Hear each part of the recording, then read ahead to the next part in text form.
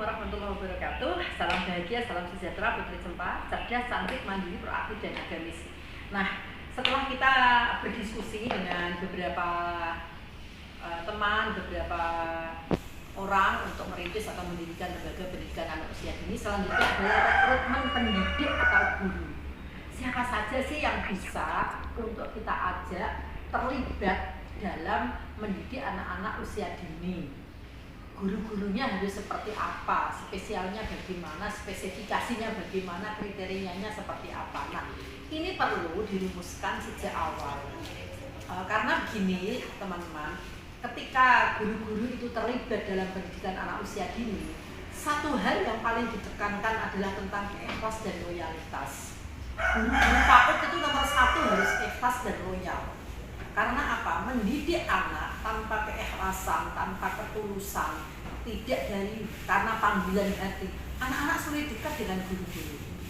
Kebetulan kami punya pengalaman di keluarga besar Putri Cempa, itu guru-gurunya semua saya katakan ikhlas. Dengan bukti anak-anak itu bisa dekat, bisa seguyup, bahkan wali muridnya itu, ibu-ibunya, bapak-bapaknya bisa akrab dengan kami untuk berkonsultasi, berkoordinasi demi tumbuh kembang anak-anaknya. Nah, di Putri Cempa sendiri kami melihat loyalitas guru-guru terhadap lembaga ini, sehingga hal ini perlu ditekankan sebelum kita merekrut atau mengajak teman-teman untuk bergabung dalam pendidikan anak usia dini. Maksudnya, ketika kita belum eksis secara finansial, kita belum bisa mandiri secara total, tentu kita membutuhkan peran serta guru-guru dalam keikhlasannya itu. Misalnya kadang-kadang honor bulanan bisa telat, bahkan kadang-kadang belum ada income ke sekolahan, itu kita bisa berbicara dengan guru-guru di awal-awal pendirian.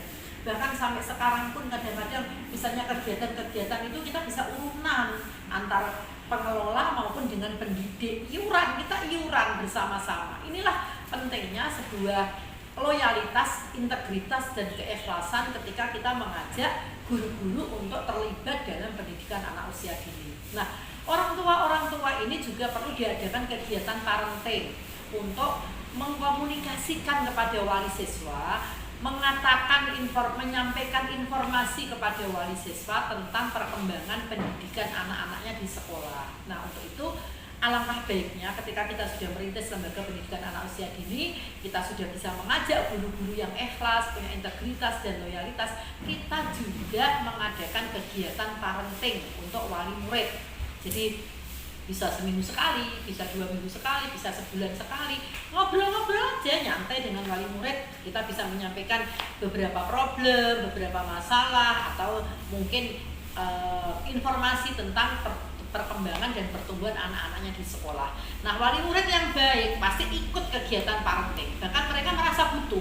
Bu, kapan parentingnya? Bapak, kapan parentingnya? Nah, bisa diadakan secara formal di sekolahan maupun non formal semacam anjang sana di rumah wali murid untuk bisa mengakrabkan. Karena pendidikan anak usia dini ini tanggung jawab beberapa pihak, tanggung jawab guru di sekolah, juga tanggung jawab wali murid di rumah, orang tuanya, juga tanggung jawab pemerintah yang paling utama. Untuk itu, ayo ketika kita sudah merintis lembaga pendidikan anak usia dini, rekrut guru-guru yang loyal, yang punya integritas tinggi, yang tulus, ikhlas, dan adakan kegiatan parenting untuk menjalin keakraban dengan wali murid, sehingga ketika kita sudah akrab dengan wali murid, apapun persoalannya bisa kita koordinasikan, bisa kita kompromikan.